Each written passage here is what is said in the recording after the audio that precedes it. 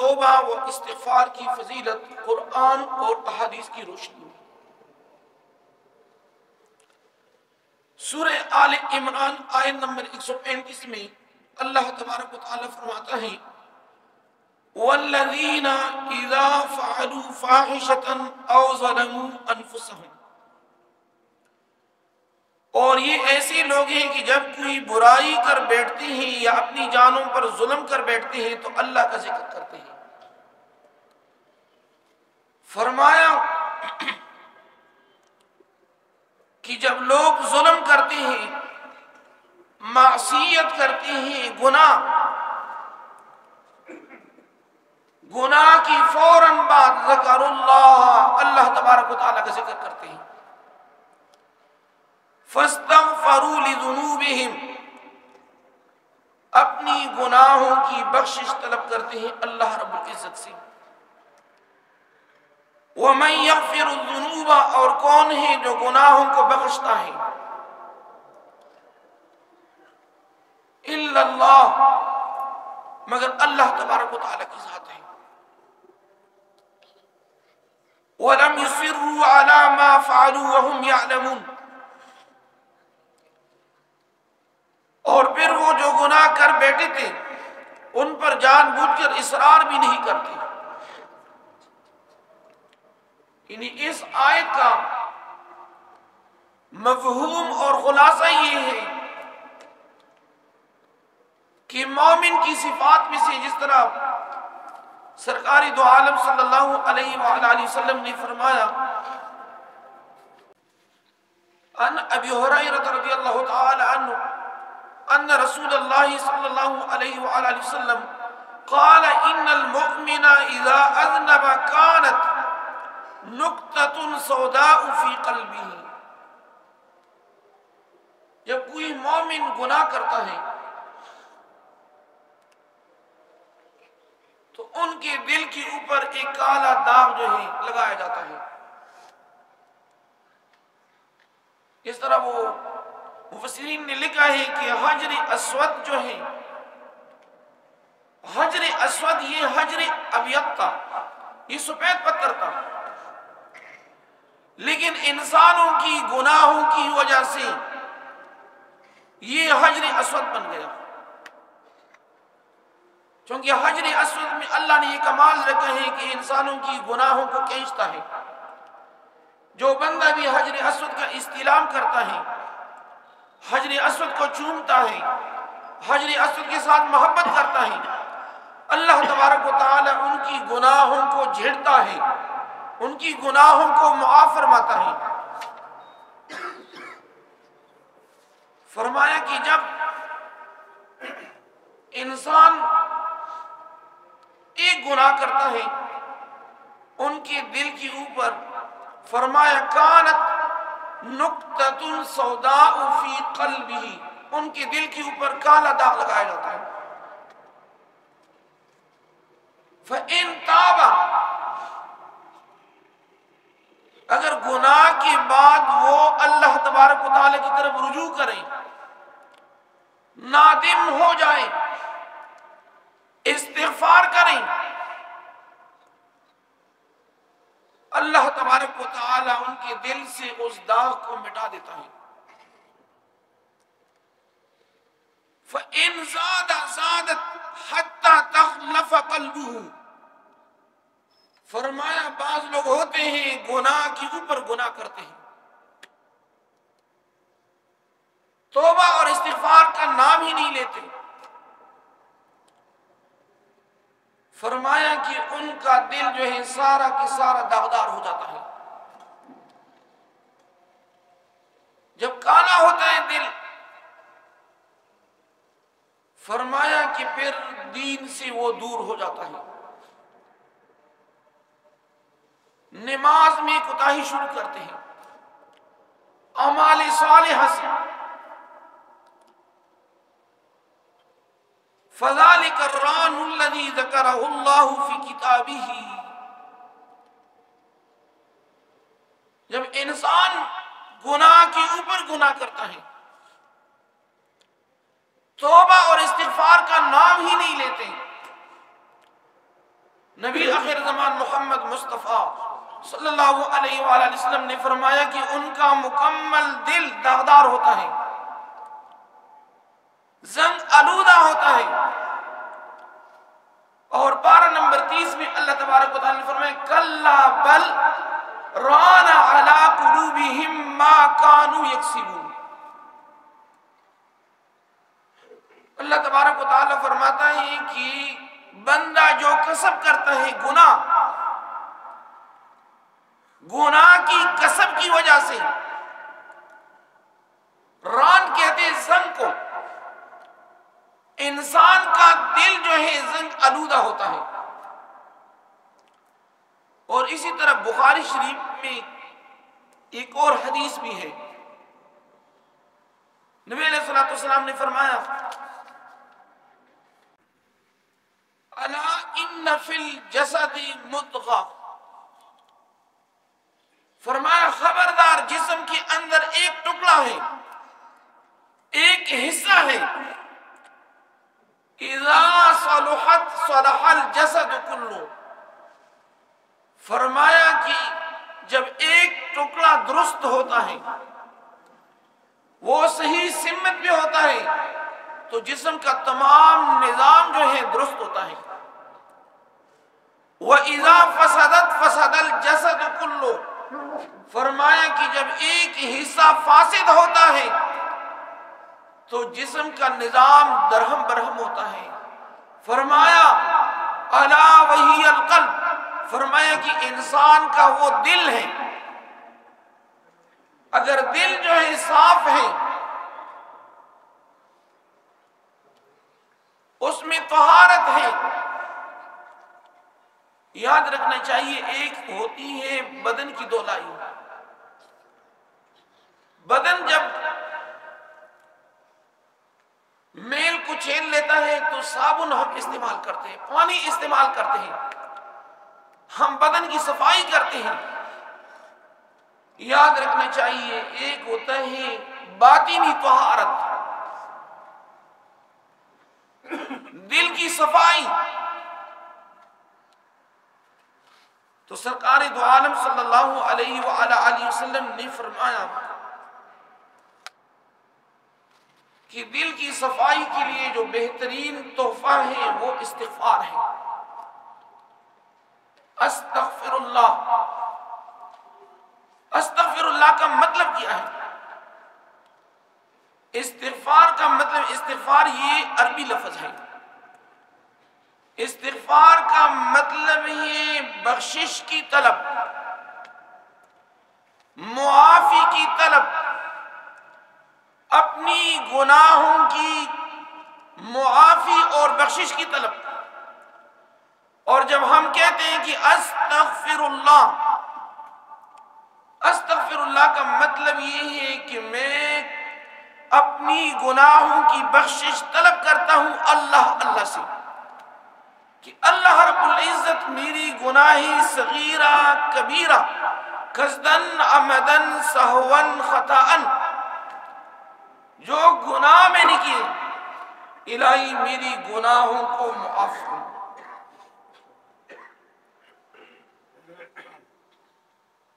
اور سورۃ النساء میں ابو حیان الاندلسی نے تفسیر بحری محیط میں نقل کیا ہے کہ نبی کریم صلی اللہ علیہ وآلہ وسلم کی رحلت کی 3 دن بعد، راوی ہے سیدنا علی المرتضی رضی اللہ تعالی عنہ، ایک صحابی آ گئے، حضرت علی رضی اللہ تعالی عنہ نے فرمایا کہ انہوں نے یہ آیت پڑھی وَلَوْ أَنَّهُمْ إِذْ ظَلَمُوا أَنفُسَهُمْ جَاءُوكَ فَاسْتَغْفَرُوا اللَّهَ وَاسْتَغْفَرَ لَهُمُ الرَّسُولُ لَوَجَدُوا اللَّهَ التَّوَّابَ الرَّحِيمَ۔ انہوں نے یہ آیت تلاوت کی۔ اس آیت کا خلاصہ یہ ہے، اللہ تبارک و تعالیٰ فرماتا ہے کہ جتنا بھی گناہگار ہو، ظالم ہو، سیاکار ہو، اگر وہ چاہتے ہیں کہ اللہ رب العزت مجھے معاف کر دے، میری بخشش کرے، تو فرمایا کہ ان کو چاہیے کہ سرکار دو عالم صلی اللہ علیہ وسلم کی دربار اقدس پہ حاضری لگائیں۔ نبی علیہ السلام کی دربار کے اوپر اس وقت نبی علیہ السلام کی ظاہری حیات مدینہ المنورہ، ریاست مدینہ، وہاں جا کر خود بھی ڈائریکٹ اللہ تبارک و تعالی سے پہلے استغفار کرے کہ الہی میں سیاکار ہوں، خطاکار ہوں، بدکار ہوں، میری گناہوں کو معاف فرما۔ پھر یہ گناہگار بندہ نبی آخر زمان محمد مصطفیٰ صلی اللہ علیہ وسلم کی دربار اقدس میں جا کر عرض کریں گے کہ یا رسول اللہ صلی اللہ علیہ وسلم، آیت کے اندر جو حکم آیا ہے کہ پہلی یہ گناہگار بندہ اللہ سے خود ڈائریکٹ اپنی گناہوں کی بخشش طلب کریں، اس کے بعد یہ نبی آخر زمان محمد مصطفیٰ صلی اللہ علیہ وسلم کی دربار پہ جائیں اور عرض کریں کہ یا رسول اللہ صلی اللہ علیہ وسلم، آپ میرے لیے اللہ تبارک و تعالی سے بخشش کی دعا طلب کریں۔ چونکہ نبی علیہ السلام دنیا سے رخصت ہو گئے تھے اور حضرت علی رضی اللہ تعالی عنہ روزے رسول پہ کھڑے تھے وہاں۔ اس حدیث کے وہ شاہد، راوی اور گواہ ہیں، اور انہوں نے نبی علیہ السلام کی روزے اقدس کی مٹی اٹھا کر اپنی جان کے اوپر نچاور کر دیا اور فرمایا وَقَدْ ظَلَمْتُكَ وَقَدْ جِئْتُكَ وَقَدْ ظَلَمْتُ وَقَدْ جِئْتُكَ، یا رسول اللہ صلی اللہ علیہ وسلم، میں نے اپنی جان کے اوپر ظلم کیا ہے اور میں آپ کے دربار اقدس میں حاضر ہوں۔ اللہ کے حبیب میرے لیے دعائے مغفرت طلب کریں کہ اللہ میری گناہوں کو معاف کر دے۔ حضرت علی رضی اللہ تعالی عنہ نے فرمایا کہ روزے رسول صلی اللہ علیہ وآلہ وسلم کے اندر سے آواز آئی، اے میرے صحابی، قد غفر لکا، آپ نے جو کچھ بھی کیا تھا اللہ نے آپ کی گناہوں کو معاف کر دیا۔ یعنی نبی علیہ السلام کی دربار اقدس قبر انور کے اندر سے آواز آئی، یعنی خود سرکار دو عالم صلی اللہ علیہ وآلہ وسلم نے ان کو نوید سنائی کہ آپ نے آیت کے اوپر عمل کیا تو اللہ نے آپ کی گناہوں کو معاف کر دیا۔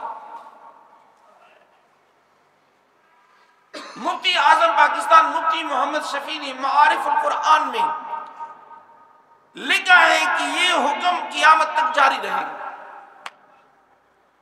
یعنی بعض لوگوں نے یہ کہا تھا کہ یہ حکم نبی علیہ السلام کی دنیاوی حیات کے ساتھ خاص ہے، لیکن چونکہ یہ واقعہ نبی علیہ السلام کی رحلت کے بعد ہو گیا اور ان کا عینی جو شاہد گواہ سیدنا علی المرتضی رضی اللہ تعالی عنہ، جس کو نبی علیہ السلام نے فرمایا انا مدینۃ العلم وعلی بابها، اس حدیث کے جو راوی ہے سیدنا علی المرتضی رضی اللہ تعالی عنہ۔ سامعین وقار، اللہ تبارک و تعالی ہم سب کو بار بار حرمین شریفین اور خصوصی طور پر مکینی گنبد خضرا رحمت للعالمین سید المرسلین محمد مصطفیٰ صلی اللہ علیہ وآلہ وسلم کی روز اقدس کی زیارت کا شرف عطا فرمائے۔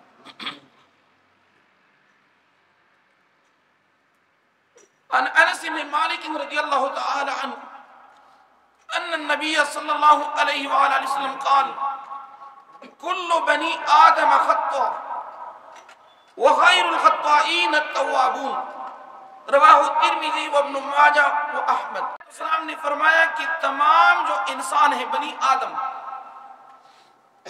اولاد آدم کا یہ خاصہ ہے ماں سوائے انبیاء کرام کے، ان سے کسی نہ کسی مرحلے میں گناہ کا ارتکاب ہو سکتا ہے۔ جانے انجانے۔ نبی علیہ السلام نے فرمایا کہ خطا کاروں میں سب سے بہترین خطا کار کون ہے؟ فرمایا التوابون،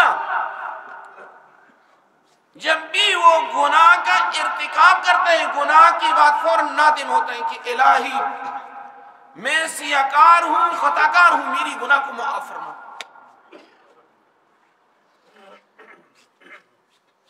اور ان عبداللہ رضی اللہ تعالی عنہ قال قال رسول اللہ صلی اللہ علیہ وسلم التائب من الذنب کمن لا ذنب له۔ نبی علیہ السلام نے فرمایا کہ گناہ سے توبہ کرنے والی کی مثال ایسی ہے گویا کہ انہوں نے گناہ کی ہی نہیں ہے، یعنی اللہ رب العزت ان کی تمام گناہوں کو معاف فرماتا ہے۔ اور تفسیر مظہری میں قاضی ثناء اللہ پانی پتی رحمت اللہ تعالی علیہ نے لکھا ہے، اس طرح قرآن میں من جاء بالحسنۃ فلہ عشر امثالها ومن جاء بالسیئۃ فلا یجزى الا مثلها۔ یہ قرآن عظیم الشان کا فیصلہ ہے۔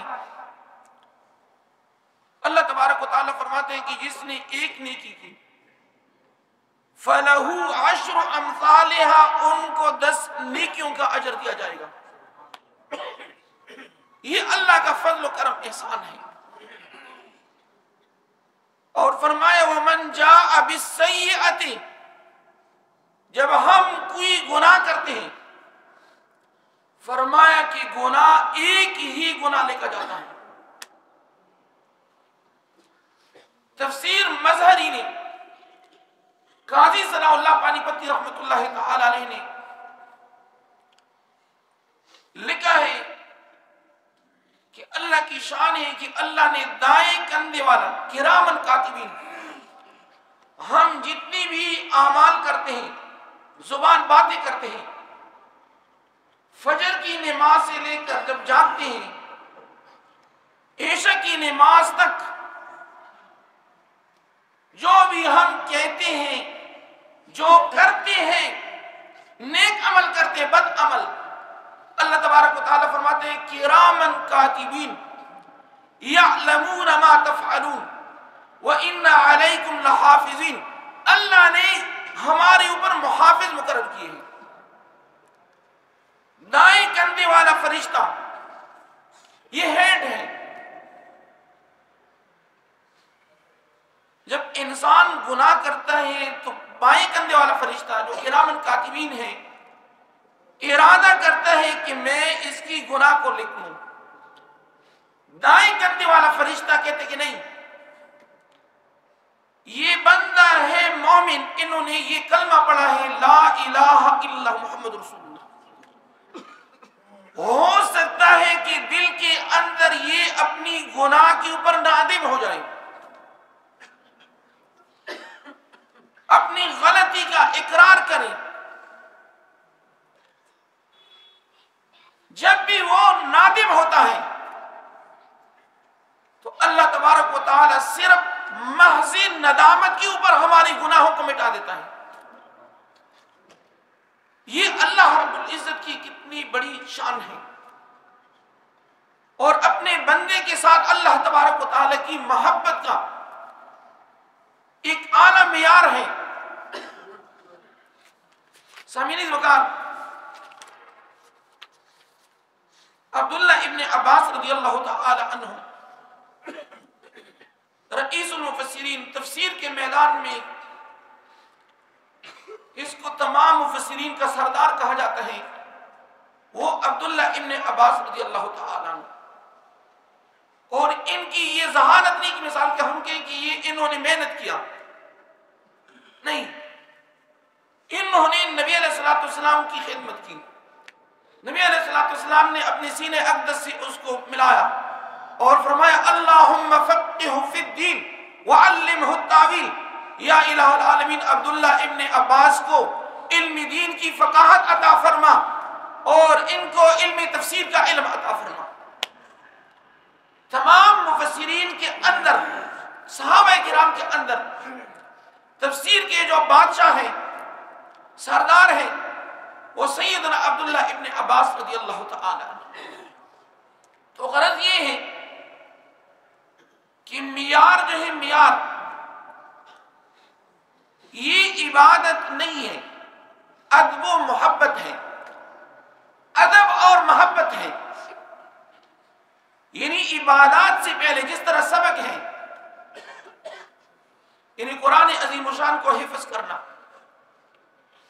علم دین حاصل ہونا، یا کالج یونیورسٹی کے جو بچے ہیں انہوں نے آگے گریجویشن ہے، کمپیوٹر سائنس ہے، انجینئرنگ ہے، ان کے لیے بنیادی شرط کیا ہے؟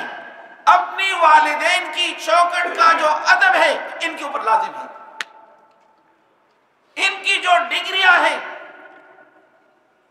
ان کی جو ترقیاں ہیں، یہ والد، اس لیے فرمایا کہ الجنت تحت اقدام الامہات۔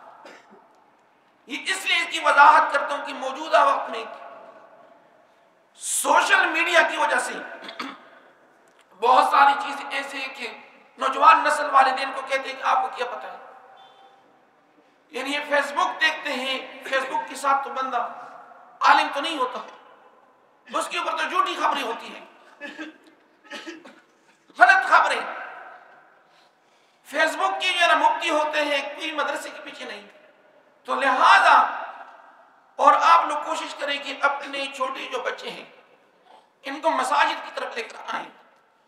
سامعین الکرام، عبداللہ ابن عباس رضی اللہ تعالی عنہ نے فرمایا کہ نبی علیہ السلام نے فرمایا من لزم الاستغفار، جس نے استغفار کو اپنے اوپر لازم کر دیا،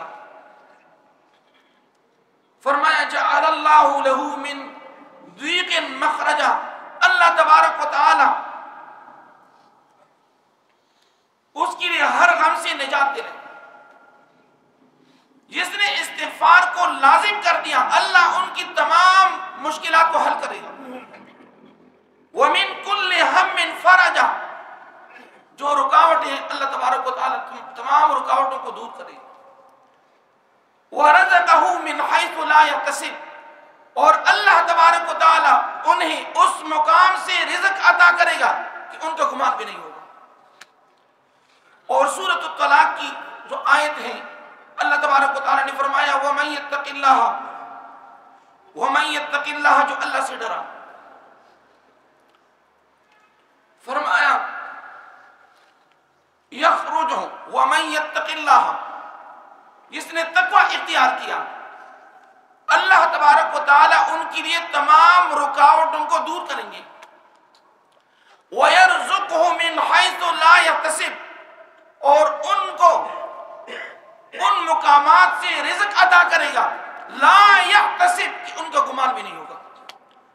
موجودہ وقت میں ہم کیوں پریشان ہیں؟ ہم ایک طرف نمازی ہیں، شب برات کے اندر بھی ہم شب بیداری بھی کرتے ہیں، لیکن جب مسجد سے باہر نکلتے ہیں بازار میں اپنے مومن کے ساتھ دھوکہ کرتے ہیں۔ ہم مسجد میں نماز بھی پڑھتے ہیں لیکن مسجد سے باہر جا کر حرام اور حلال کی تمیز نہیں کرتے۔ ہم نمازی ہیں، کلمہ بھی پڑھتے ہیں کہ لا الہ الا اللہ محمد رسول اللہ، لیکن جس نبی نے فرمایا ہے کہ جھوٹ کا ارتکاب نہ کرو، ہم بازار میں جا کر خریداری، جھوٹ کا خریداری کرتے ہیں، کہتے ہیں کہ ہمارا سودا نہیں ہوتا۔ ہم ایک طرف نمازی ہیں، ہم شب بیداری بھی کرتے ہیں، لیکن دوسری طرف ہم سوچتے ہیں کہ اگر میں سود میں پیسہ نہ ڈالوں تو میں کیا کروں گا۔ ہمارا عقیدہ اپنے رب کے اوپر نہیں ہے، زبانی کلامی باتیں ہیں۔ اس لیے اللہ تبارک و تعالی ہم سب کو قرآن اور احادیث کی فہم عطا فرمائے۔ سامعین وقار، یہ مبارک گھڑیاں ہیں، رمضان کو تقریباً یہ 15 دن رہ گئے، 14 دن۔ اس کا مطلب یہ شب برات کی رات کا اللہ تبارک و تعالیٰ کی چاہت ہے کہ اے میرے بندو اخلاص کے ساتھ توبہ طائف ہو جاؤ، میری دربار کی طرف رجوع کرو، اما علیہ الا البلاغ۔